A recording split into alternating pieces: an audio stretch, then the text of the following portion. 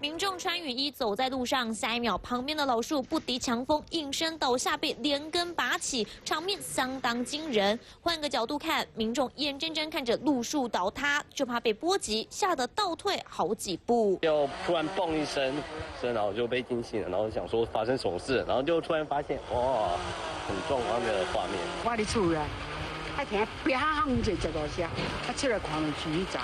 差不多40年。回到现场可以看到，这个将近40年的老树呢，是整个被连根拔起哦。那现场已经拉起封锁线，而且地面呢也一并被掀开。事发在3号上午，台北士林承德路4段，路树倒下时还有勾到电线，相关人员进行清理作业，不敢大意。 由于路树相当高大，出动了电锯和吊车清除。而同样在士林，也有另一起倒塌意外。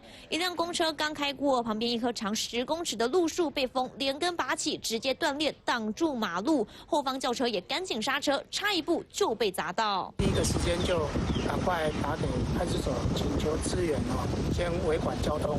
路树倒在路边，影响3线道，相关单位赶紧到场进行清理。光是台北市就已经倒了22棵树，而在新北新店区也有路树断裂，直接砸向机车停车格，造成8辆机车毁损。区公所人员派怪手将树木夹起。